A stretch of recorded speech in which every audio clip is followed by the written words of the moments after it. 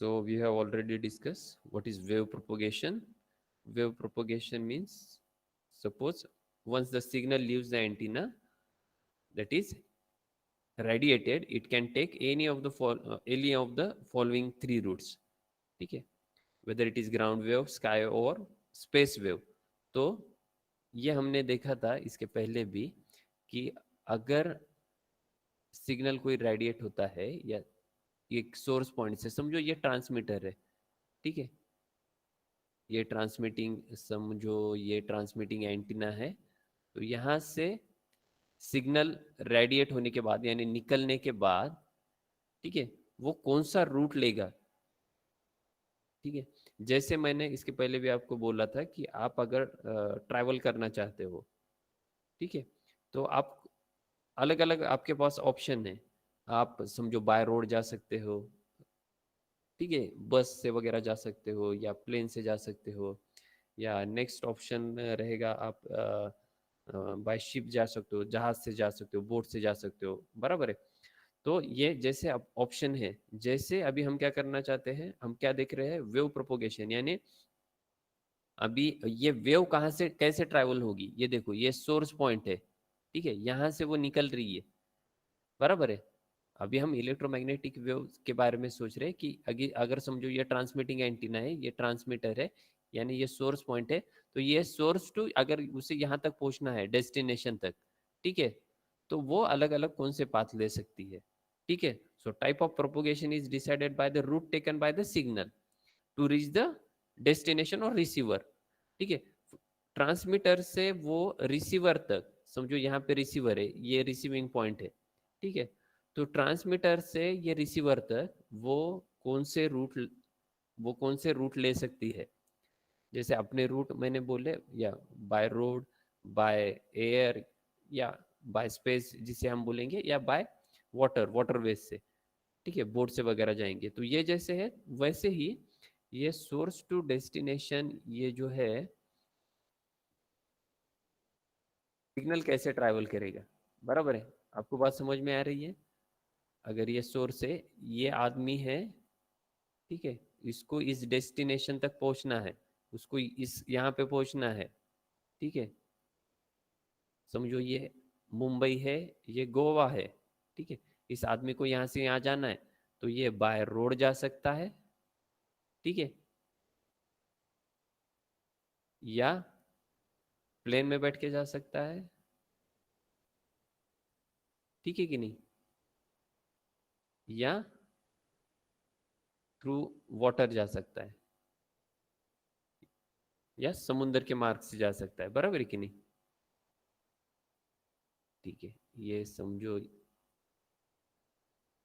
ये एक ऑप्शन है, तो ये जहाज है, ये इसमें बैठ के जा सकता है, ओके। तो ये तीन ऑप्शन हुए कि नहीं, कौन से ऑप्शन है अपने पास इस आदमी को भेजने के लिए। First by road, okay, second second by sea, और थर्ड बाय एयर, ठीक है। ये कहाँ से, मुंबई से गोवा जाने के लिए। वैसे ही अभी हम बात कर रहे हैं, ये इस आदमी को हम रिप्लेस करेंगे वेव के साथ, इलेक्ट्रोमैग्नेटिक वेव के साथ। अभी ये इलेक्ट्रोमैग्नेटिक वेव, जैसे इस आदमी के लिए ये तीन रूट थे, बराबर है, रोड, सी और एयर, बाय एयर, ये तीन रूट थे। वैसे ये सोर्स पॉइंट से ये इलेक्ट्रोमैग्नेटिक वेव डेस्टिनेशन तक कैसे पहुंचेगी, तो उसके हिसाब से इन्होंने हम जिसे बोलेंगे मोड ऑफ वेव प्रोपोगेशन या टाइप्स ऑफ वेव प्रोपोगेशन, उसके हिसाब से उसे क्लासिफाई किया है, बराबर है, ठीक है। तो इसके पहले हमने कौन सा देखा था, क्या देखा था, ग्राउंड वेव प्रोपोगेशन देखा था, ठीक है। तो ये हमने ऐसे ग्राफ देखा था विथ रिस्पेक्ट टू फ्रीक्वेंसी, ठीक है। अगर 30 kilo hertz to 3 mega hertz frequency range है, तो मैं यूज करूंगा टू 3 मेगा हर्ट्ज। तो मैं कौन सा मोड ऑफ प्रोपोगेशन यूज करूंगा, कौन सा मोड ऑफ प्रोपोगेशन यूज किया जाता है, तो वो होता है Ground wave propagation. Ground wave propagation, बराबर है, तो इसे हम बोलेंगे ग्राउंड वेव्ह प्रोपोगेशन. आज फक्त आपण रिव्हिजन करू थोडंसं, मागचं परत बरेच दिवस झाले ना. Ground wave propagation. आज लेक्चरला होता का तू ह्याच्यात बाळा आशिष? ग्राउंड वेव्ह प्रोपोगेशन काय शिकवलं होतं तेव्हा, आता आठवत नसेल, ठीक आहे, म्हणूनच मी रिपीट करतोय. ठीक है, तो फ्रीक्वेंसी रेंज कौन सी है ग्राउंड वेव प्रोपोगेशन के लिए? ये ऐसी है, क्यों है, इतनी ही क्यों है? Why it is ground wave propagation is limited up to 3 megahertz, we will discuss. ठीक है, और रिकॉल करेंगे हम, टेंशन मत लो. तो इसे बोलेंगे ग्राउंड वेव प्रोपोगेशन. बराबर है. Next mode of propagation is sky wave propagation. ठीक है, नेक्स्ट कौन सा प्रोपोगेशन है? Sky wave propagation.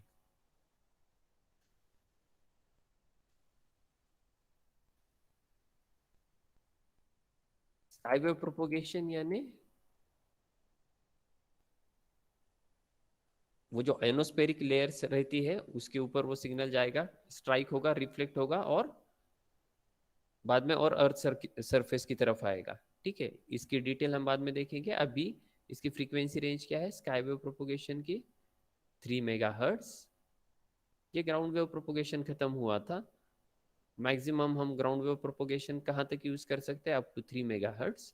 ठीक है, तो 3 megahertz onward, 3 megahertz to 30 megahertz. If signal frequency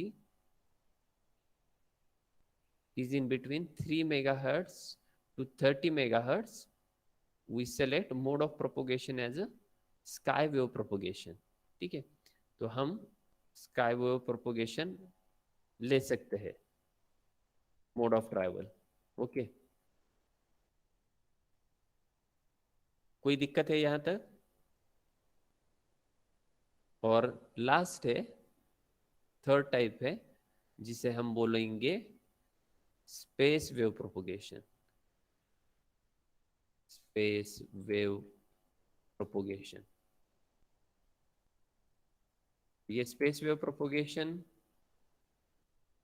अगर फ्रीक्वेंसी रेंज अबो 30 मेगाहर्ट्ज है. ठीक है, सिग्नल फ्रीक्वेंसी रेंज अबो 30 मेगाहर्ट्ज है, उसके बाद मैं कौन सा प्रोपोगेशन यूज करूंगा उसे बोलेंगे स्पेस वेव प्रोपोगेशन. ठीक है, so this is relation between type of propagation and frequency. Propagation कौन सा है और फ्रीक्वेंसी कौन सी है, एक बार और देखो. ग्राउंड वेव प्रोपोगेशन के लिए फ्रीक्वेंसी रेंज है 30 kilohertz to 3 megahertz. This one for ground wave propagation, ground wave 3 megahertz to 30 megahertz. 3 megahertz से 30 मेगाहर्ट्ज तक होगा तो स्काई वेव होगा, SKY स्काई. और if frequency is more than 30 megahertz, then mode of propagation is, if it is greater than 30 megahertz, then mode of propagation is space wave propagation. बराबर है, तो मैं इसकी क्लियरली कंसेप्ट बोल देता हूँ आपको. ग्राउंड वेव प्रोपोगेशन होता क्या है? तो ग्राउंड वेव प्रोपोगेशन है, हेलो, हाँ हाँ, एक मिनिट मी सांगतो त्यांना, एक 5 मिनिटं मी लेक्चर घेत होतो, मी पाठवतो. हेलो, तो ये देखो डिफरेंस देख लो, जैसे वो रोड था, बाय रोड था, बाय एयर था, एरोप्लेन या जहाज से, शिप से जा रहा था. ठीक है, तो ये देखो ग्राउंड वेव प्रोपोगेशन का सीधा सीधा मतलब है वो कर्वेचर ऑफ अर्थ को फॉलो करेगी. ठीक है, सपोज ये ट्रांसमिटिंग एंटीना है, तो ये वेव जो है कर्वेचर ऑफ अर्थ को ये ऐसे जाएगी.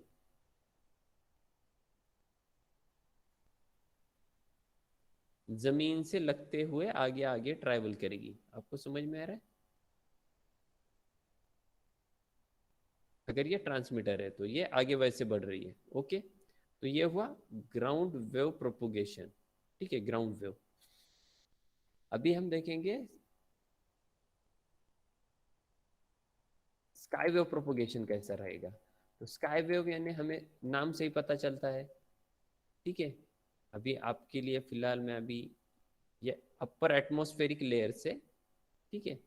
अप्पर ॲटमॉस्फिअर हे वातावरणाच्या वरच्या लेयर्स आहेत आणि इथे आपण जमिनीवर आहे. ओके, यहाँ पे वो ट्रांसमीटर है. बराबर है, दिख रहा है आपको? यहाँ पे वो ट्रांसमीटर है. तो ट्रांसमीटर सिग्नल जो है एटमॉस्फेरिक लेयर की तरफ भेजेगा. वो लेयर को स्ट्राइक होके बेंड होके बाद में ये और वापस आएगा अर्थ सरफेस पे. तो ये सिग्नल कैसे ट्रैवल हुआ? स्काई की तरफ गए ना, ऊपर स्काई की तरफ एटमॉस्फेरिक लेयर को स्ट्राइक होके बाद में और जमीन की तरफ आ रहा है. ठीक है, तो इसकी वजह से यहाँ पे समझो ये रिसीवर है. ठीक है, तो ये ट्रैवल कैसे किया? थ्रू एटमॉस्फेरिक लेयर किया कि नहीं? आयनोस्फेरिक लेयर या एटमॉस्फेरिक लेयर को स्ट्राइक हुआ, रिफ्लेक्ट हुआ और अर्थ सरफेस पे आया. तो इसकी वजह से इसे क्या बोलेंगे? Sky wave propagation. पहले वाले को ग्राउंड वेव क्यों बोल रहे थे? क्योंकि वो कर्वेचर ऑफ अर्थ को फॉलो कर रहा है. ठीक है, वो कैसे फॉलो कर रहा है? ट्रैवल कैसे हो रहा है? कर्वेचर ऑफ अर्थ ऐसे ऐसे ऐसे आगे बढ़ रहा है. ठीक है, तो ये हुआ ग्राउंड वेव. स्काई वेव ये हुआ. स्पेस वेव किसे बोलेंगे? अगर मैं स्पेस वेव बोलूं तो स्पेस वेव कैसे रहेगा? लाइन ऑफ साइट जिसे बोलते हैं. ठीक है, ये स्काई स्काई वेव में ये था. अभी मैं क्या ड्रॉ कर रहा हूँ? Space wave propagation. यहाँ पे देखो, ये ऐसा सीधा ट्रैवल करेगा, सीधे सीधे ट्रैवल करेगा स्पेस वेव में. ठीक है, स्पेस वेव में ऐसे लाइन ऑफ साइट में ये ट्रैवल करेगा, तो इसे बोलेंगे हम स्पेस वेव प्रोपोगेशन. तो इसे क्या बोलेंगे? Space wave propagation. Line of site में है, सीधे जाके सीधे लाइन में ट्रैवल कर रहा है. Ground wave curvature of earth को फॉलो कर रहा है. और अभी इसके साथ थोड़ा फ्रीक्वेंसी रेंज याद रखनी है, 30 kilo hertz to 3 mega hertz. About 3 mega hertz up to 30 mega hertz space wave propagation. जैसे कि ये आयनोस्फेरिक लेयर्स है. ठीक है, तो इसकी तरफ जाएगा, स्ट्राइक होगा, वापस आएगा. ये पिक्चर समझ में आया क्या? ये ग्राउंड वेव के लिए, ये स्काई वेव के लिए, और ये स्पेस वेव का ऊपर वाला. ठीक है, अभी तक कुछ प्रॉब्लम है क्या? मुझे बोलो. ग्राउंड वेव में ये बेसिक कंसेप्ट समझने के लिए कि ग्राउंड वेव क्या है, वो कर्वेचर ऑफ अर्थ फॉलो करेगी. स्काई वेव आयनोस्फेरिक लेयर की तरफ जाएगा, स्ट्राइक होगा, वापस आएगा, रिफ्लेक्शन होगा. ठीक है, एटमॉस्फेरिक लेयर जो रहती है वो हम बाद में देखेंगे कौन से एटमॉस्फेरिक लेयर रहती है. वो जा रहा है, स्ट्राइक हो रहा है, वापस आ रहा है. Space wave propagation line of site है. ठीक है, लाइन ऑफ साइट इसे बोलते हैं. सीधे ट्रैवल कर रहा है. वो स्काई वेव जैसा नहीं है, ऊपर जाके एटमॉस्फेरिक लेयर को स्ट्राइक होके नहीं वापस आ रहा, सीधे सीधे ट्रैवल हो रहा है. ठीक है, through space. Okay, through ionospheric layer आया आया कि मैंने कहा यहाँ पे बोला कि आयनोस्फेरिक लेयर नहीं, वो ऐसे सरळ सरळ सरळ ट्रॅव्हल करते ते. वर असं आकाशाकडे नाही जाते. हे वर आकाशाकडे जाते, त्याच्यामुळे ह्याला स्काय वेव्ह म्हटलं. हे जमिनीला चिटकून चिटकून पुढे पुढे ट्रॅव्हल होता ते वेव्ह.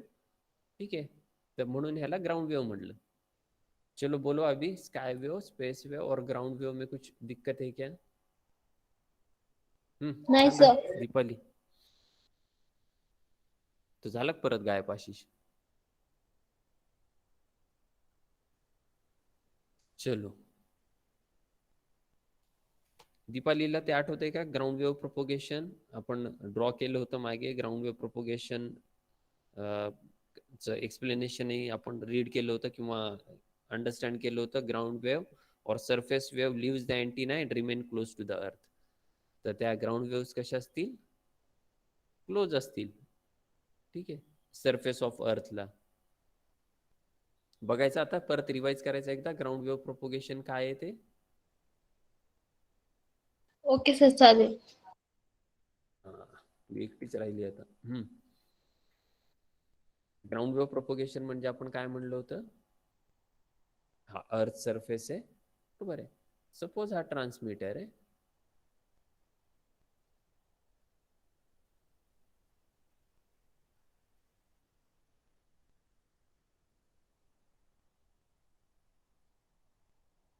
ठीक ठीक आहे. सपोज हा ट्रान्समिटिंग अँटीना आहे. दिस इज अर्थ सरफेस, म्हणजे हा जमिनीचा भूभाग आहे. हा जमिनीवर प्लेस केलेले आहे. हे अर्थ आहे. अर्थ हे जे लाईन ड्रॉ करतो ना, म्हणजे अर्थ आहे आणि जमीन आहे, पृथ्वी. ठीक आहे.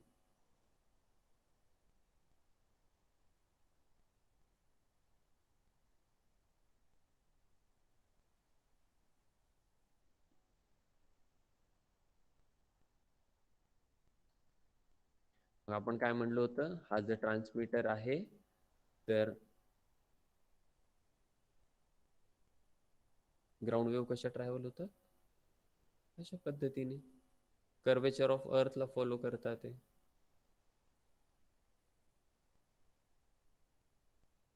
साइमल्टेनियसली आपने अगर ड्रॉ नहीं किया होगा तो ड्रॉ कर लो.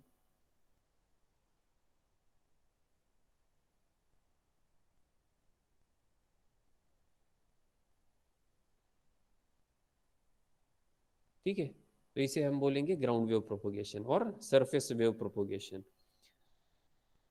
तो surface wave leaves the antenna, ground wave leaves the antenna and remain close to the earth. वो कैसे है, ग्राउंड वेव जो है अर्थ से क्लोज है, तो ground wave will actually follow the curvature of earth.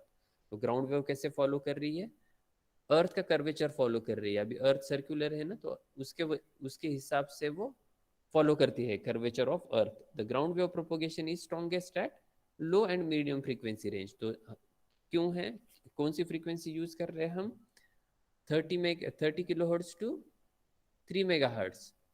ठीक है, तो 30 किलो हर्ट्ज से 3 मेगा हर्ट्ज तक जो हम फ्रीक्वेंसी यूज कर रहे हैं वो है ग्राउंड वेव प्रोपोगेशन के लिए. तो अप टू 3 मेगा हर्ट्ज हम यूज कर सकते हैं, ये maximum frequency ground wave propagation के लिए अप टू 3 मेगा हर्ट्ज. बराबर है. So the ground wave path chosen by signal when the frequency is in between 30 kilohertz to 3 megahertz. यानी अगर हम ग्राउंड वेव प्रोपोगेशन कब ले सकते हैं, जब फ्रीक्वेंसी रेंज है 30 किलोहर्ट्ज टू 3 मेगाहर्ट्ज.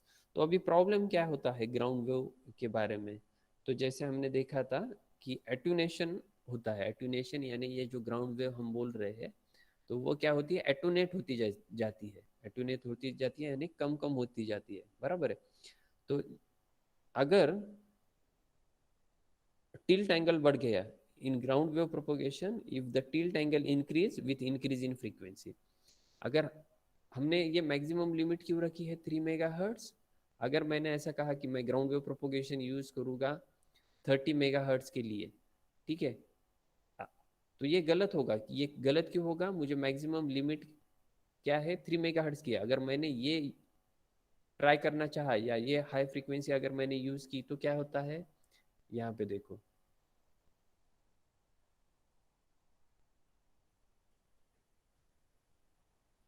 ये जो वेव है जो कर्वेचर ऑफ अर्थ फॉलो करती है, अगर ये फ्रीक्वेंसी रेंज ज्यादा होगी तो टिल्ट एंगल बढ़ता है. टिल्ट एंगल बढ़ता है यानी ये जो है डाई हो जाएगी नियर टू ट्रांसमीटर. ट्रांसमीटर से कम डिस्टेंस पे ही वो जो है मर जाएगी. क्यों मर जाएगी, क्योंकि अगर ये फ्रीक्वेंसी ज्यादा है तो ये जो है ना वेव, ग्राउंड वेव, तो उसके साथ ये अर्थ सरफेस के साथ जो बनने वाला एंगल है वो बढ़ेगा. ठीक है, और ये समझो ये ऐसे हो जाएगी, और कुछ कम डिस्टेंस, थोड़े ही डिस्टेंस पे वो जो है डाई हो जाएगी, यानी ग्राउंड के साथ हो जाएगी, वो आगे ट्रैवल नहीं करेगी.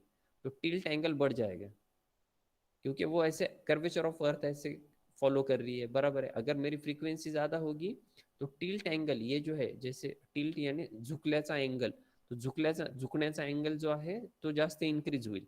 टिल्ट एंगल यानी वो झुक रही है जमीन की तरफ, तो टिल्ट एंगल अगर बढ़ गया तो वो ऐसे पूरे फ्लैट हो जाएगी जमीन पे ही. बराबर है. तो टिल्ट एंगल कब बढ़ेगा, अगर मैं फ्रीक्वेंसी ज्यादा लूंगा तो उसकी वजह से वो लिमिट है कि अप टू 3 मेगाहर्ट्ज आप यूज करें. ठीक है, मीडियम फ्रीक्वेंसी रेंज के लिए यूज कर रहे हैं हम. So medium wave band of frequency extend up to 3 megahertz. तो हम एक्सटेंड कहाँ तक कर सकते हैं उसे, 3 मेगाहर्ट्ज से. उससे ऊपर अगर हम ग्राउंड वेव प्रोपोगेशन सेलेक्ट करना चाहे तो क्या होता है, टिल्ट एंगल बढ़ता है और वो जो है ग्राउंड वेव जो है वो डाई हो जाती है. This range of frequency is not suitable for sky wave और स्पेस वेव. तो स्पेस वेव के लिए 30 kilo hertz to 3 mega hertz ये सुटेबल नहीं है. तो ये किसके लिए सुटेबल है? ग्राउंड वेव प्रोपोगेशन के लिए। अभी स्पेस वेव के लिए क्यों सुटेबल नहीं है, या स्काई वेव के लिए क्यों सुटेबल नहीं है, ये हम आगे जैसे आपको स्काई वेव या स्पेस वेव समझ में आएगा तब देखेंगे। लेकिन अभी आप फिलहाल ये समझ लो कि ये किसके लिए सुटेबल नहीं है, स्काई वेव और स्पेस वेव के लिए सुटेबल नहीं है। तो ये जो है मीडियम फ्रीक्वेंसी रेंज हम 3 मेगाहर्ट्ज तक ग्राउंड वेव प्रोपोगेशन के लिए ले सकते हैं। Due to all this reason ground wave become an ideal choice for medium wave band. ठीक है, आपको पता होगा रेडियो का जो मीडियम वेव बैंड है, अपनी रेडियो की जो मीडियम ब्रॉडकास्ट सर्विस है, मीडियम वेव बैंड का फ्रीक्वेंसी रेंज क्या है पता है क्या आपको? जो रेडियो के स्टेशन से मीडियम वेव बैंड के, तो उसकी फ्रीक्वेंसी रेंज होती है 535 किलोहर्ट्ज। देखो इसके बीच में आती है कि नहीं, MW बैंड 535 किलोहर्ट्ज। अगर आप रेडियो सुनते होगे तो आपको पता होगा 535 किलोहर्ट्ज टू 1640 किलोहर्ट्ज। ठीक है, तो आपको जो मीडियम वेव के जो फ्रीक्वेंसी बैंड है, ठीक है, तो इसी रेंज में दिखेगी। ये है क्या, 30 किलोहर्ट्ज टू 3 मेगाहर्ट्ज के रेंज में है, ये 535 टू 1640। ये मीडियम वेव बैंड रहता है रेडियो के लिए जो हम यूज करते हैं, मीडियम वेव ब्रॉडकास्ट सर्विस जो रहती है, तो 535 टू 1640 किलोहर्ट्ज के लिए है, बराबर है। तो मैं ऐसा नहीं कर सकता कि हाई फ्रीक्वेंसी लूंगा और ज़्यादा पावर से ट्रांसमिट करूंगा, तो वो भी पॉसिबल नहीं है, क्योंकि ये जो है ग्राउंड वेव के लिए सुटेबल है अप टू 3 मेगाहर्ट्ज में। ज़्यादा फ्रीक्वेंसी लूंगा टिल्ट एंगल बढ़ेगा और वो डाई हो जाएगी, मर जाएगी वो जो है वेव जो है, तो वो फ्लैट हो जाएगी अर्थ सरफेस पे। तो उसकी वजह से हमें मैक्सिमम लिमिट दी है up to 3 megahertz,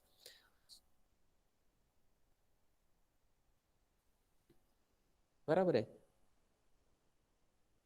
So ground wave can be used for long distance communication if the frequency range is low.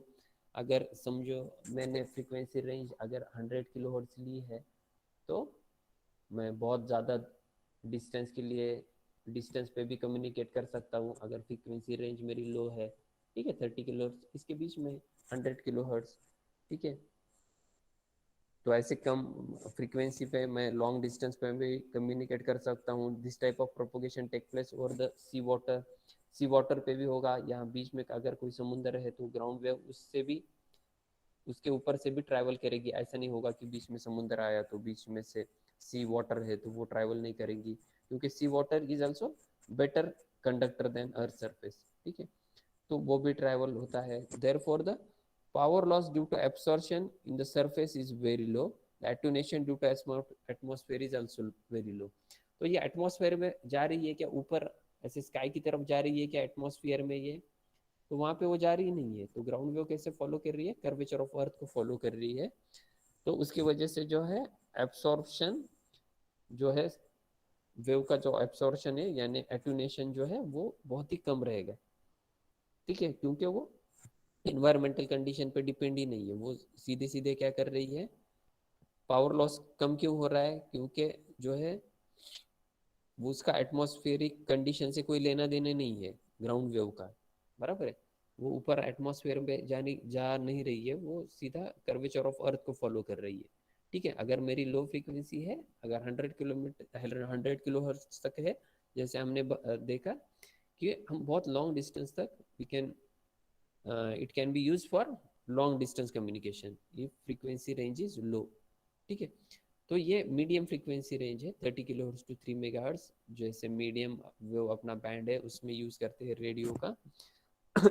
आपको ये क्लियर हुआ क्या, फिर अभी रिकॉल हो रहा है क्या कि हम ज़्यादा फ्रीक्वेंसी नहीं यूज कर सकते, अगर ज़्यादा फ्रीक्वेंसी यूज की तो टिल्ट एंगल बढ़ेगा, तो सीधे सीधे ये कर्वेचर अर्थ सरफेस को टच करते हुए या अर्थ कर्वेचर को फॉलो करती है, उसकी वजह से इसे बोलते हैं ग्राउंड वेव, बराबर है।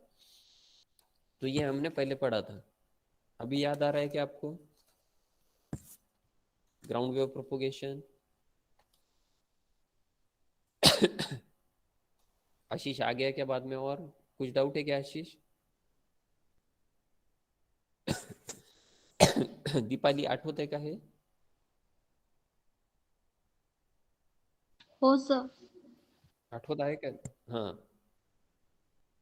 ऍप्लिकेशन मग काय सांगाल ग्राउंड वेव्ह प्रोपोगेशनचे एएम रेडिओ ब्रॉडकास्टिंग मध्ये? For the AM radio broadcast in medium wave band. कौन सा मीडियम वेव बैंड? ये 535 टू, ये ऐसे यहाँ पे यूज होता है वो मीडियम वेव बैंड पे रेडियो ब्रॉडकास्टिंग के लिए. अगर लो फ्रीक्वेंसी है, वीएलएफ फ्रीक्वेंसी जिसे बोलेंगे हम, VLF transmission use for ship communication, radio navigation या मरीन मोबाइल कम्युनिकेशन के लिए. ग्राउंड वेव के एडवांटेजेस क्या बोलेंगे आप? If the transmitted power is large enough, then the ground wave propagation can be used to communicate between any 2 points of the word. ठीक है, जो वर्ड के कोई भी 2 पॉइंट को हम कम्युनिकेट कर सकते हैं with the help of ground wave. जैसे हमने बोला कि वो सी सरफेस पे भी, यानी समुद्र के सरफेस पे भी आगे ट्रैवल करेगी. बराबर है. तो एटमॉस्फेरिक कंडीशन पे कोई डिपेंड नहीं है. तो जो है वर्ड के, यानी दुनिया के कौन से ही 2 पॉइंट पे हम कम्युनिकेट कर सकते हैं with the help of ground wave propagation. तो atmospheric condition does not affect.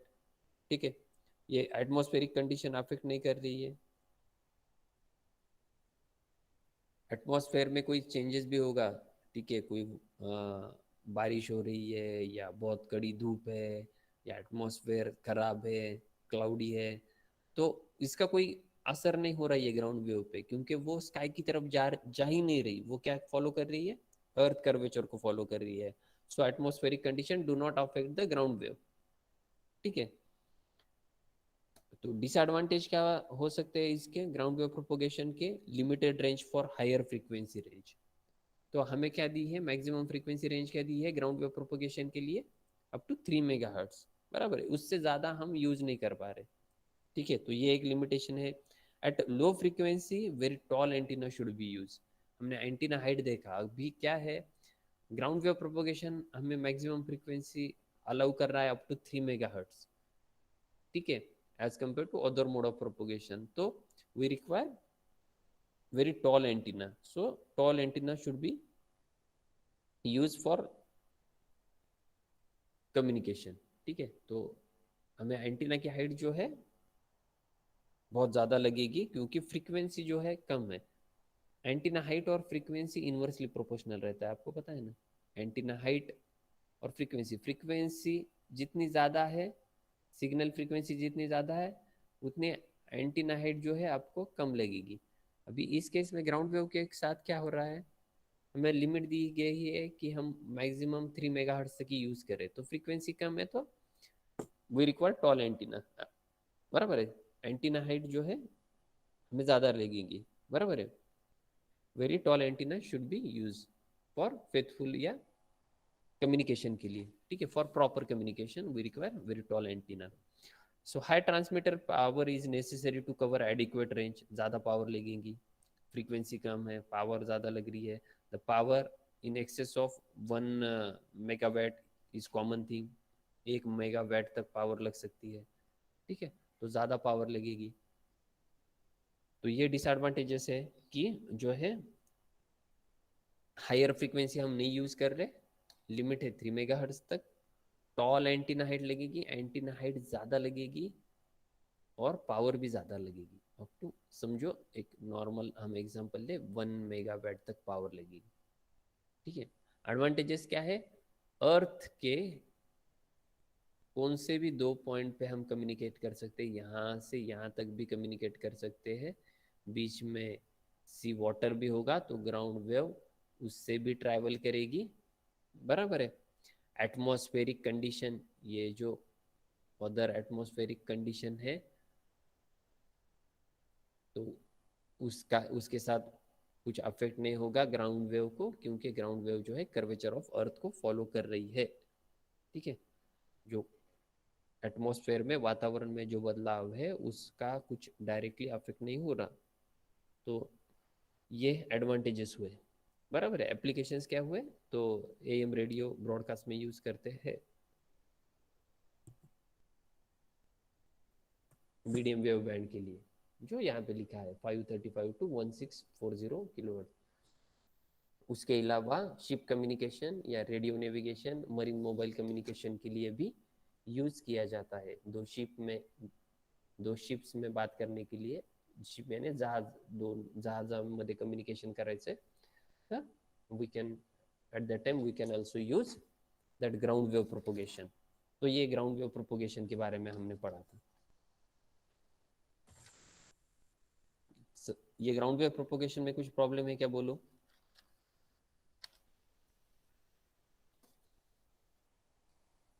Ashish, मी परत रिपीट केलं, तू येत जात होता म्हणून, त्या ग्राउंड वेव प्रोपोगेशन मध्ये काही प्रॉब्लेम आहे का?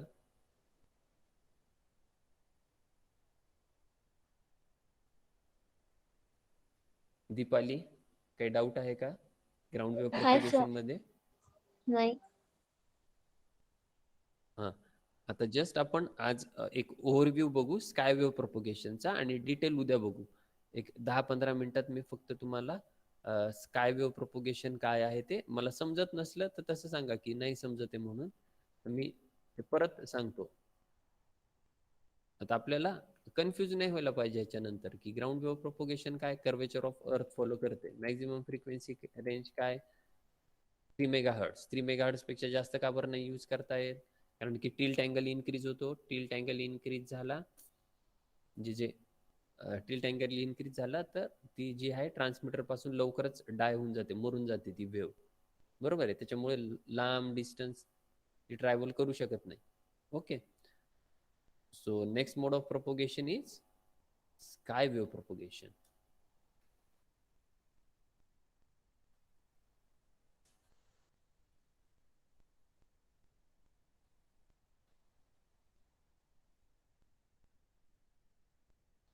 तो उसके नाम में ही है स्काई वेव प्रोपोगेशन, यानी क्या है वो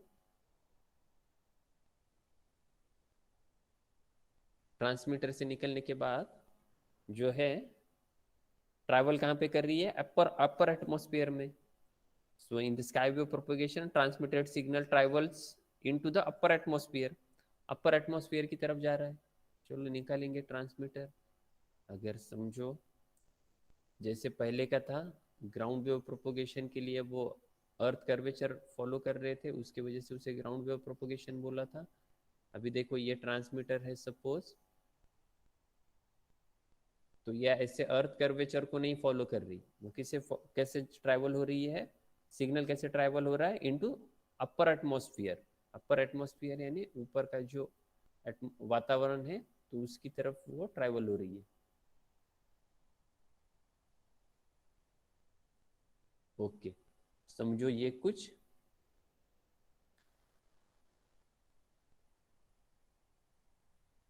और एक बार ड्रॉ करता हूँ मैं इसको। ये एटमॉस्फेरिक लेयर से समझो, ये हुई top most layer, F2 layer, इसके नाम है एटमॉस्फेरिक लेयर के F2 लेयर। ये है समझो F1 लेयर, ठीक है।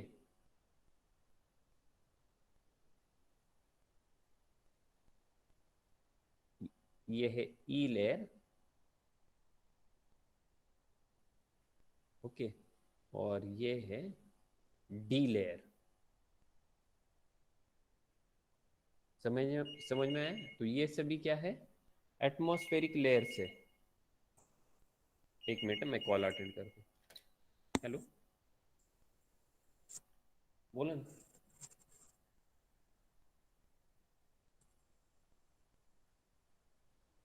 म्हणजे कुठे ते प्लॅन मध्ये? बरं, ठीक है, मी लेक्चर घेत होतो, एवढं झालं की 15-20 मिनिटानंतर चल। ओके, तो इसे क्या बोलेंगे हम, एनोस्फेरिक लेयर से। ये वातावरण में जो लेयर्स है, तो ये लेयर्स रहती है, तो इसे हम बोलेंगे आयनोस्फेरिक लेयर, ठीक है। आप साथ में ड्रॉ करना चाहते हो तो ड्रॉ कर लो, आयनोस्फेरिक लेयर्स।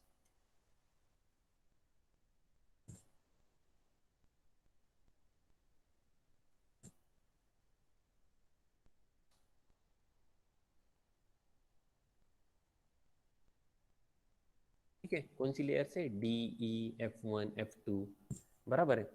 तो स्काई वेव नाम से हमने समझ लिया कि सिग्नल कैसे ट्रैवल हो रहा है अपर एटमॉस्फेयर में, वेयर इट इज बेंट और reflected back to the earth. यहाँ पे देखो, सिग्नल जा रहा है अपर एटमॉस्फेरिक लेयर की तरफ, बेंड हो रहा है, रिफ्लेक्ट होके वापस अर्थ सरफेस पे आ रहा है। तो इसे हमने, इस प्रॉपर्टी को क्या बोला था हमने? रिफ्लेक्शन। तो इस कोई लेयर को स्ट्राइक होगी और वापस आएगी। समझो ये लेयर है, ये ई लेयर है, ई लेयर को स्ट्राइक होके ये वापस आ गई, वेव जो है वापस अर्थ सरफेस पे आ गई। तो depending on that wave frequency, समझो ये जो दूसरी लेयर है वो F1 जो एटमॉस्फेरिक लेयर है उसको स्ट्राइक हुई और उससे रिफ्लेक्ट होके वापस अर्थ सरफेस पे आई, बराबर है। ठीक है, तो ये जो है एनोस्फेरिक लेयर है, इसको स्ट्राइक होंगी वो वेव्स और अर्थ सरफेस की तरफ आएगी। तो ये उतना इतना उसने डिस्टेंस ट्रैवल किया, जो सिग्नल था यहाँ से निकला, एटमॉस्फेरिक लेयर को स्ट्राइक हुआ और यहाँ पे मिला हमें इस रिसीविंग पॉइंट पे। ठीक है, तो such type of propagation is sky wave propagation, जहाँ के सिग्नल ट्रांसमीटर से निकल के अपर एटमॉस्फेयर पे जा रहा है, एंड हो रहा है या रिफ्लेक्ट हो रहा है और वापस आ रहा है अर्थ सरफेस की तरफ। सो दिस बेंडिंग और reflection of signal take place due to presence of layer. तो ये रिफ्लेक्शन क्यों हो रहा है? Due to presence of layer, layers है, बराबर है ना। जैसे हम बॉल खेलते हैं, एक दीवार पे मारते हैं वापस उसकी कैच लेते हैं, बराबर आहे ना. आपण कॅच खेळतो, आपण एकटंच असलं ते भिंतीवर बॉल मारतो आणि परत कॅच घेतो. तर समोर ती भिंत आहे, त्या भिंतीला तो बॉल काय होतो? स्ट्राईक होतो, रिफ्लेक्ट होतो आणि परत आपल्याकडे येतो, बरोबर आहे. तर तसंच आपण सिग्नल काय केलं? ट्रान्समिट केलंय अप्पर ॲटमॉस्फेरिक लेअरकडे, ते बेंड होते आणि वापस अर्थ सरफेसकडे येते आणि ते इतकं डिस्टन्स असं ट्रॅव्हल करते, बरोबर आहे. सो दिस बेंडिंग और reflection of signal take place due to, किसकी वजह से हो रहा है? वो बॉल जो है वापस क्यों आ रही थी? वो दीवार से स्ट्राइक होके आ रही थी, अभी वो किसकी वजह से वापस आ रहा है सिग्नल? तो सिग्नल जो है एटमॉस्फेरिक लेयर को स्ट्राइक होके वापस आ रहा है. So ionosphere is the upper atmospheric layer. ये जो आइनोस्फेयर जो है ये अपर एटमॉस्फेरिक लेयर है, वातावरण की जो ऊपर की सतह है उसकी, उसमें ये लेयर्स बनती है. तो इस लेयर के बारे में थोड़ा समझ लेंगे, ये लेयर कैसी है. तो ये लेयर क्यों फॉर्म होती है एटमॉस्फेयर में? So the ultraviolet radiations from sun will ionise the upper atmosphere. वो सन के जो सूर्याचे जे अल्ट्रावायलेट रेडिएशन्स असतात त्याच्यामुळे ते त्याच्या आयोनायझेशनमुळे त्या लेयर्स फॉर्म होतात. So along with ultraviolet radiation of sun, alpha, beta and gamma radiation from sun and the cosmic rays are also responsible for the ionization. तर त्या वातावरणातल्या या ज्या ultraviolet rays, alpha, beta, gamma radiation जे sun किंवा cosmic raise काही आहेत त्या रिस्पॉन्सिबल असतात या अशा लेयर्स फॉर्म होण्यात. ठीक आहे, वातावरणात या लेयर फॉर्म होने में. So therefore in formation of ionosphere, तो उसकी वजह से ये आइनोस्फेयर फॉर्म होता है. ठीक है, तो उसकी डिटेल में हमें जाने की ज़रूरत नहीं है, लेकिन ये लेयर्स हमें पता होनी चाहिए जो एटमॉस्फेरिक या जिसे हम आइनोस्फेरिक लेयर्स बोलेंगे. ये जो अभी फर्स्ट जो लेयर दिख रहे हैं हम, डी लेयर, जो बॉटम लेयर आपको दिख रही है ये अर्थ सरफेस है. इससे जो ये पहली आपको लेयर दिख रही है डी लेयर, तो ये है अर्थ सरफेस से 70 किलोमीटर की हाइट पे, अप्रोक्सीमेटली 70 किलोमीटर डी लेयर. ठीक है, जो कि लोएस्ट लेयर है. So D layer is the lowest layer and exist at a height of 70 kilometre. Height कितनी है उसकी? 70 किलोमीटर. आपको कौन सी लेयर दिख रही है यहाँ पे? डी, ई, F1, F2. तो हम ये लोएस्ट लेयर की बात कर रहे हैं जो कि बॉटम लेयर है. ठीक है, due to ionisation layers are created in atmosphere. तो एटमॉस्फेयर में ये जो लेयर क्रिएट हुई है ये डी लेयर रहती है, अर्थ सरफेस से 70 किलोमीटर की हाइट पे है. ओके, और उसका जो एवरेज थिकनेस है, वो एवरेज थिकनेस कितना है उसका, यानी जाडी किती है ती, किती 10 किलोमीटर तक. यानी समझो ये अपीयर हुई अर्थ सरफेस से एक 70 किलोमीटर तक, तो 70 टू 80 किलोमीटर तक तो इसका थिकनेस रहता है 70 टू 80. ठीक है, इतनी थिक है वो, यानी तितकी जाड आहे ती तेवढी असू शकते ती. 10 किलोमीटर पर्यंत, 70 किलोमीटर ते 80 किलोमीटर या दरम्यानच्या रेंजमध्ये ती डी लेअर असू शकते. आणि ह्याची खासियत ही आहे कि ही जी आहे ही दिवसाच अवेलेबल असते. ये जो है अवेलेबल कब है? डे टाइम में ओनली. रात में ये गायब हो जाती है. ठीक है, it will disappear at night due to recombination. Recombination होता है, तो रिकॉम्बिनेशन की वजह से ये डी लेयर जो है वो गायब हो जाती है. नाइट में ये जो डी लेयर है वो गायब होती है. और एक बार सुन लो, हाइट कितनी अर्थ सरफेस से 70 किलोमीटर पे मिलती है, एवरेज थिकनेस है 10 kilometre. Okay, and it will disappear at night due to recombination. Recombination की वजह से ये रात में जो है ये गायब हो जाती है. बराबर है. So next layer is E layer. आगे की लेयर कौन सी है? ई लेयर है. Existing at an approximate height of 100 kilometre. मिल रही कहाँ पे है ये? अर्थ सरफेस से जो लोएस्ट लेयर है वो डी लेयर है, उसके ऊपर की जो लेयर है उसे हम बोलेंगे ई लेयर. और मिलती कहाँ पे है? 100 किलोमीटर हाइट पे from earth surface.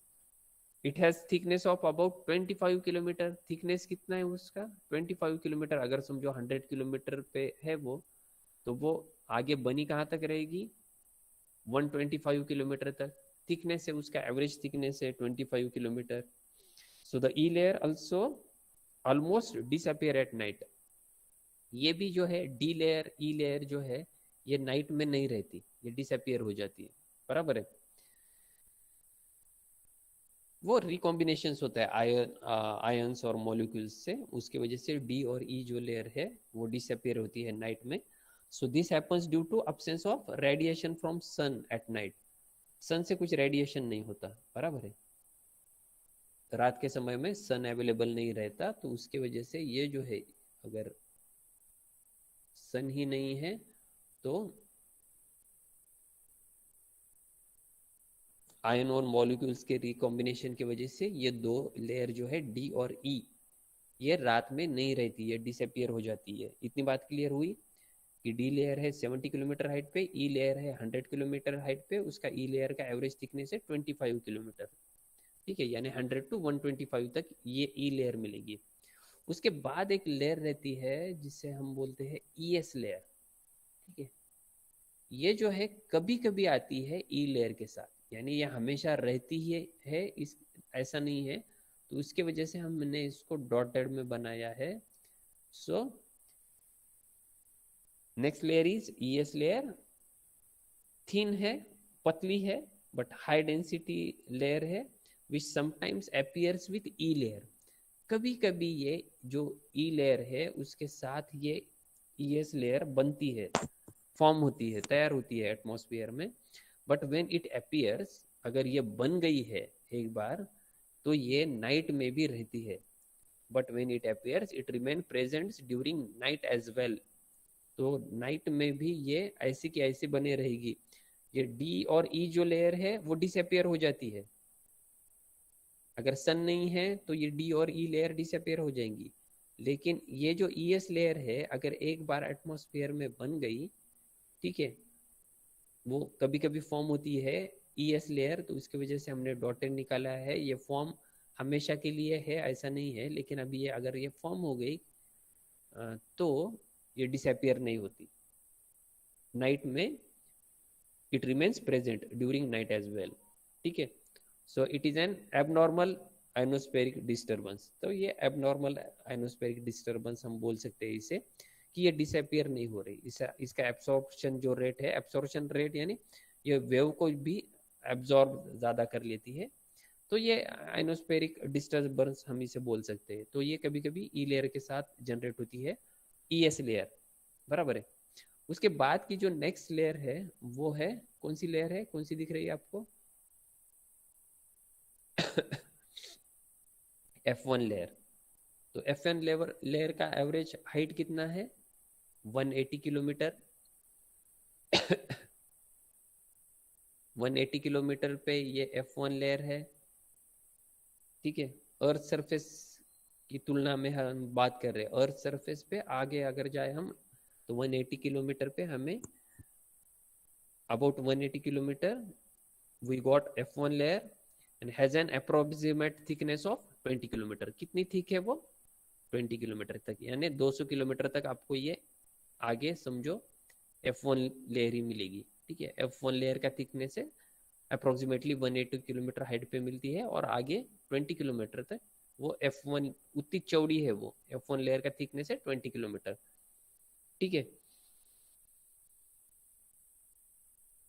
It combines, ये कंबाइन होती है, ये जो है 180 किलोमीटर हाइट पे है, और ये कंबाइन होती है, ये डे टाइम में है F1 लेयर 180 किलोमीटर में, ये नाइट में ये F2 लेयर के साथ कंबाइन होती है।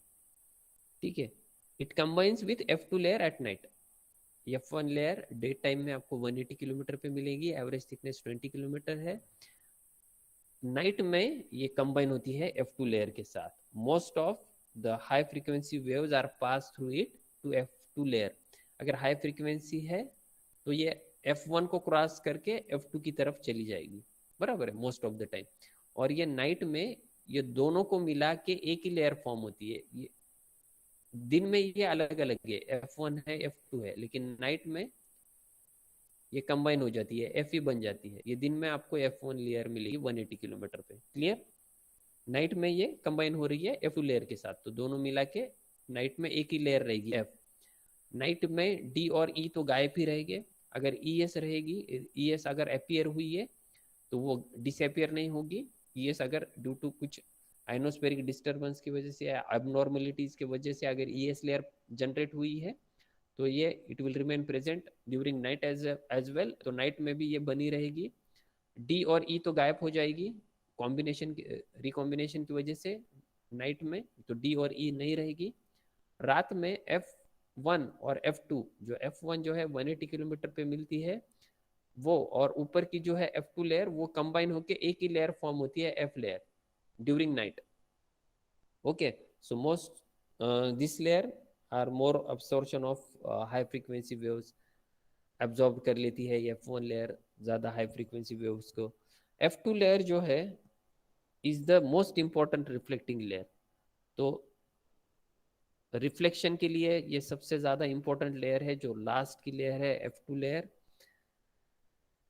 It's height range is approximately at 250 kilometre. Height कितनी है उसकी, कहाँ पे मिलेगी ये, 250 किलोमीटर पे। समझ में आया, कहाँ पे मिल रही है हमें, 250 किलोमीटर पे। और कहाँ तक रहेगी वो, एवरेज थिकनेस उसका अप टू 400 किलोमीटर तक, यानी अप्रोक्सीमेटली 150 किलोमीटर तक उसका एवरेज थिकनेस है, या 200 किलोमीटर तक हम ऐसा बोलेंगे। 200 किलोमीटर तक उसका एवरेज थिकनेस है, मिलती है 250 किलोमीटर पे, और एवरेज थिकनेस है उसका 200 किलोमीटर तक, यानी समझो 400 किलोमीटर तक वो F2 लेयर ही रहेगी। Due to high ionisation density F layer remains present even during night. तो जैसे मैंने बोला कि F1 और F2 कंबाइन हो जाते हैं नाइट में, और एक ही लेयर बनती है F लेयर, बराबर है। तो ये दिन में चारों भी लेयर है अलग अलग से, 70 किलोमीटर पे D लेयर, 100 किलोमीटर पे E layer, F1 layer 180 kilometre पे, और F2 लेयर 250 किलोमीटर पे। नाइट में सिनेरियो अलग है। नाइट में जो है D और D भी नहीं रहेगी, E भी नहीं रहेगी। अगर ES है तो वो बनी रहेगी ES लेयर, और नाइट में D और E नहीं रहेगी, ES बनी है तो बनी रहेगी। और नाइट में जो F1 F2 है वो अलग अलग नहीं रहेंगी, वो कंबाइन होके एक ही लेयर हो जाएगी, वो है F लेयर, बराबर है। ठीक है, और ये जो अगर F में बनी हुई जो F लेयर जो बनी हुई है कंबाइन होके F1 और F2, वो नाइट में भी अवेलेबल रहेगी, बराबर है। समझ में है आपको बात, यानी सीधा सीधा मैं नाइट में बोलूँ तो ये नाइट में आपको ये नहीं दिखेगा। अगर मैं ये नाइट के लिए पिक्चर बनाऊं आयनोस्फेरिक लेयर का, तो DE F1 F2 या ऐसे आपको दिखेगी नहीं। आपको नाइट में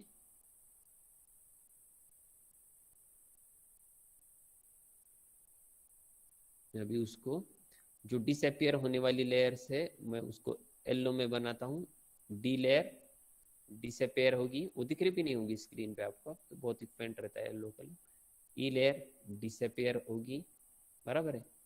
और अगर ईएस लेयर जनरेट हुई है तो वो नाइट में रहेगी ईएस लेयर, और रात में दोनों को कंबाइन करके एक ही लेयर बनेगी, F1 F2 को कंबाइन करके वो रहेगी F लेयर। ठीक है, तो जैसे मैंने कहा डे टाइम में ये D भी नहीं है, E भी नहीं है, तो F है। तो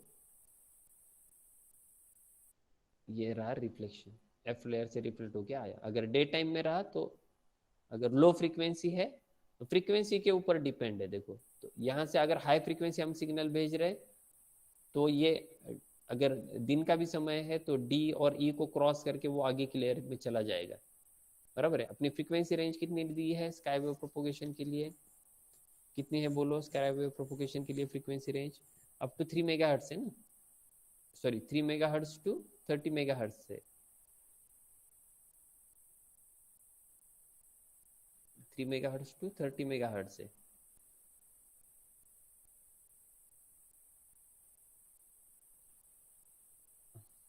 अगर मैं कहूँ एक इसके बीच में कि एक फ्रीक्वेंसी लूँ, अगर मैं 25 मेगाहर्ट्ज अगर सिग्नल ले रहा हूँ, सपोज ट्रांसमिटेड सिग्नल फ्रीक्वेंसी अगर 25 मेगाहर्ट्ज है, तो क्या होता है वो, अगर मैं दिन का भी समय है, दिन में तो ये डी भी प्रेजेंट है, ई भी प्रेजेंट है, बराबर है, तो वो उसको भेद के यानी उसको क्रॉस करके आगे चली जाएगी क्योंकि फ्रीक्वेंसी ज़्यादा है, बराबर है।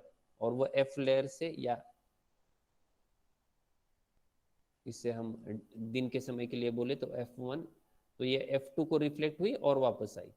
अगर मेरी फ्रीक्वेंसी लो है, समझो 5 मेगाहर्ट्ज ही है सिग्नल फ्रीक्वेंसी, तो दिन के समय अगर ये D और E प्रेजेंट है, ये D और E प्रेजेंट है, तो समझो ये D को क्रॉस कर गया 5 मेगाहर्ट्ज जो सिग्नल है, और E के साथ ही रिफ्लेक्ट होके आएगा क्योंकि फ्रीक्वेंसी कम है। ठीक है, अगर ज़्यादा फ्रीक्वेंसी रही तो वो अपर एटमॉस्फेरिक लेयर की तरफ चली जाएगा, बराबर है। तो अभी एक क्वेश्चन बनता है कि why frequency range is limited up to 30 megahertz. अगर मैं स्काई वेव प्रोपोगेशन ले रहा हूँ तो आपको क्या लगता है कि क्यों है ये 30 मेगाहर्ट्ज की लिमिट क्यों है? अगर उससे ज़्यादा फ्रीक्वेंसी रही तो क्या होगा?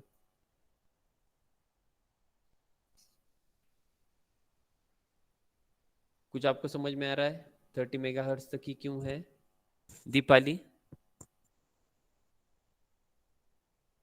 नाही सर. आपलं प्रिन्सिपल काय आहे? दीपाली अनम्यूट कर. हां, अनम्यूट करा. इकडे बघा. आपलं प्रिन्सिपल काय आहे? आपली फ्रिक्वेन्सी आपण सांगितली रेंज काय आहे? 3 मेगाहर्ट्ज टू 30 मेगाहर्ट्ज. बरोबर आहे. म्हणजे प्रिन्सिपल काय की ते सिग्नल जाणार, आयनोस्फेरिक लेयरला स्ट्राईक होणार आणि वापस येणार. इथे पण दिसलं स्ट्राईक झालं, वापस आलं. बरोबर आहे. आणि मला फ्रिक्वेन्सी रेंज दिली 3 मेगाहर्ट्ज टू 30 मेगाहर्ट्ज. एवढ्यापर्यंत हे असं पॉसिबल होईल. जर इकडे लक्ष द्या, आता मी मराठी सांगतोय, आशिष इकडे लक्ष दे. जर माझी फ्रिक्वेन्सी आता मी जर समजा इथे म्हटलं 125 मेगाहर्ट्ज मी जर घेतलं, ठीक है 125 मेगाहर्ट्ज अगर मैं ले रहा हूँ स्काई वेव प्रोपोगेशन के लिए, तो वो फ्रीक्वेंसी इतनी ज्यादा हो जाती है कि वो रिफ्लेक्ट ही नहीं होगी, वो डायरेक्ट स्पेस में चली जाएगी, वो उसका रिफ्लेक्शन होगा ही नहीं। बराबर है, समझ में आया आपको? तो रिफ्लेक्शन कब तक मिलेगा हमें? अप टू 30 मेगाहर्ट्ज तक। तो रिफ्लेक्शन जो है आपको अप टू 30 मेगाहर्ट्ज तक मिलेगा। अगर उससे ज्यादा अगर हम समझो 125 मेगाहर्ट्ज ले रहे फ्रीक्वेंसी, सिग्नल फ्रीक्वेंसी, तो वो जो है रिफ्लेक्शन के भी आगे, रिफ्लेक्शन होगा ही नहीं, रिफ्लेक्ट होगा नहीं, वो डायरेक्ट उसको भेद के आगे चली जाएगी वो। बराबर है। तो रिफ्लेक्शन हमें अप टू मैक्सिमम 30 मेगाहर्ट्ज तक मिलता है, तो उसकी वजह से उसकी रेंज है 3 मेगाहर्ट्ज टू 30 मेगाहर्ट्ज। तो यहाँ से यहाँ तक आपको रिफ्लेक्शन मिलेगा। प्रिंसिपल क्या है? वो स्ट्राइक होगी और वापस आएगी जमीन पे, आयनोस्फेरिक लेयर पे स्ट्राइक होगी और वापस आएगी। आपने अगर ज्यादा फ्रीक्वेंसी ली तो स्ट्राइक हो म्हणजे रिफ्लेक्ट ही नहीं होगी, वो ऊपर चली जाएगी। अगर आपने 3 मेगाहर्ट्ज से कम फ्रीक्वेंसी ली, अगर मैंने ऐसे समझो 1 मेगाहर्ट्ज फ्रीक्वेंसी ली है, तो क्या होगा बोलो? तो वो एब्जॉर्ब हो जाएंगी वो एटमॉस्फेरिक लेयर में। अगर मैंने समझो 1 मेगाहर्ट्ज का सिग्नल ट्रांसमिट किया तो इसमें ही मिल जाएगा, वो वापस आपको यहाँ मिलेगा ही नहीं, यहाँ रिफ्लेक्ट होके आएगा ही नहीं, वो लेयर ही खा लेगी उसको। उतनी कम फ्रीक्वेंसी है ना वो, तो लेयर ही उसको हजम कर लेगी। बराबर है। तो उसको रिफ्लेक्शन वापस मिलेगा नहीं अगर frequency, if frequency is less than 3 megahertz, there is no reflection from that ionospheric layer. Why? Because that ionospheric layer will absorb that frequency, वो उसमें ही समा ली जाएगी एटमॉस्फेरिक लेयर्स में, reflection will not take place, reflection नहीं मिलेगा आपको if frequency is less than 3 megahertz. If frequency is greater than 30 megahertz, then also reflection will not take place, reflection होगा नहीं, ठीक है। वो रिफ्लेक्शन यानी स्ट्राइक होके वापस आने का चांस नहीं है, वो आगे चली जाएगी, भेज देगी उस लेयर को, बराबर है। तो उसकी वजह से इसकी लिमिट है 3 megahertz to 30 megahertz sky wave propagation की। समझ में आया क्या आपको? और एक क्वेश्चन ऐसे बनता है, why do we get better reception at night? Night में हमें बेटर रिसेप्शन क्यों मिलेगा? यानी ये स्ट्राइक होके ऐसे वापस आया, जितना हमने सिग्नल भेजा था वो स्ट्राइक होके वापस अच्छा क्वालिटी सिग्नल मिला, ऐसा नाइट में क्यों होगा? तो इसका रीजन क्या लगता है आपको? सोचो, थोड़ा सोचो, आप थोड़ी कोशिश करो, अभी थोड़ी थोड़ी कोशिश करना चालू करो, क्योंकि उसका रीजन ये है, देखो दोस्तों, दिन में जो है डी और ई लेयर प्रेजेंट रहती है, तो उसकी वजह से वो एब्जॉर्ब कर लेती है जो सिग्नल हम ट्रांसमिट कर रहे हैं। नाइट में बेटर क्वालिटी रिसेप्शन क्यों रहेगा? क्योंकि ये डी जो बीच में की एक डी या ई की रुकावट है, जो लेयर्स बने हैं वो नाइट में रहते ही नहीं है, और नाइट में क्या हो जाता है, एक ही लेयर बची है, ऐसा होता है एफ लेयर, ये दोनों भी कंबाइन हो गई और बनती है एफ ई लेयर। तो बीच में कुछ एब्जॉर्प्शन या सिग्नल वो एब्जॉर्ब कर लेगा, ऐसा होता नहीं है।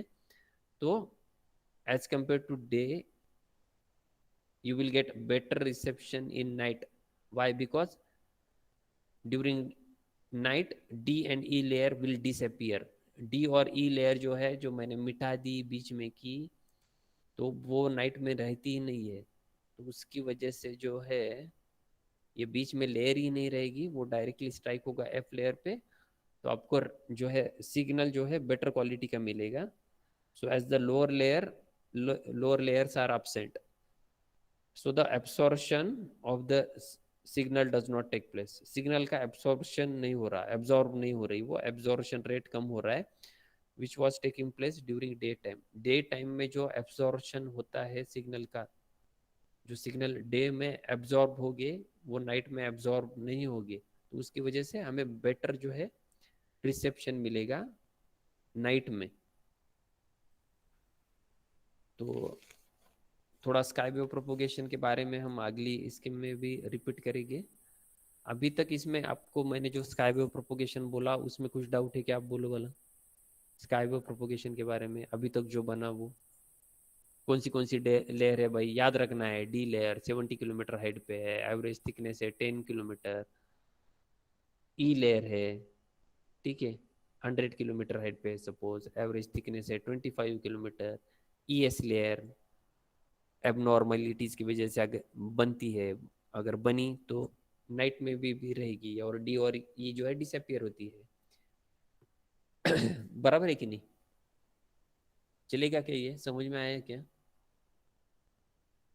थोड़ा थोड़ा समझ में आया क्या? कितना समझ में आया? बोलो बोला मुझे, क्या क्या समझ में आया आपको स्काई वेव प्रोपोगेशन के बारे में?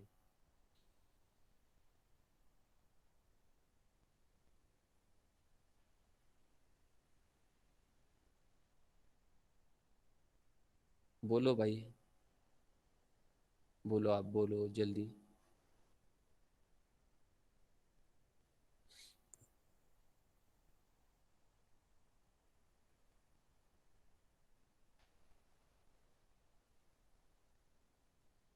हम्म,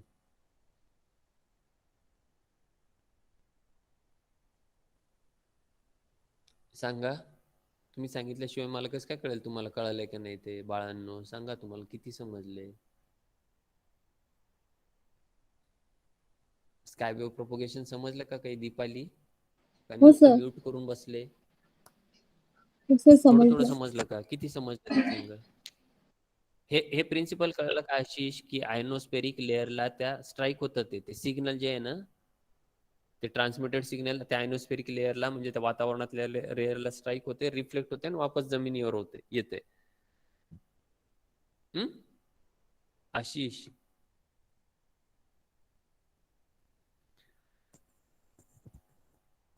येस सर. हॅलो. बाळा समजलं का? हो सर. धन्यवाद. ऑर्चिड धन्यवाद बाळा. कंपनी का है आपण काय सर करू ते आता ना हारूनचा 75 रुपये बंडल है व्हाइट वाला. बोला ना सर. हा ठीक आहे, हारून वगैरे जे काय असेल, मी एक आता कॉन्फरन्स कॉल घ्यायला लावतो मॅडमला. त्या सगळ्यांना सिरियसली सर. सांगा, आता वही आम्ही कंपनी वाले एवढं जो हे वो तो करतोय, पिता है. सगळं व्यवस्थित ऑर्चिड के समजून बंडल सांगतोय, सगळं हे करतोय. एक्झाम फॉर्म भरा, कंपनी वाला. लेक्चर्स अटेंड करा. तुम्ही लेक्चर्स अटेंड केल्याने कळतं बरोबर, सगळं कळतं. मी आता हे sky wave propagation, ground wave propagation पुढच्या लेक्चरमध्ये परत रिपीट करतो आणि थोडंसं पुढचं शिकवतो. अर्धा तर मी त्याच्यात रिपीटच करतो, काही प्रॉब्लेम नाही येणार. तुम्ही रेग्युलरली, तुम्हाला टाइम टेबल शेअर केलाय त्याच्यानुसार बघा बरं, थोडं ट्राय कराच. आता एक महिनाभर त्यांना म्हणा काही रिझन सांगू नका.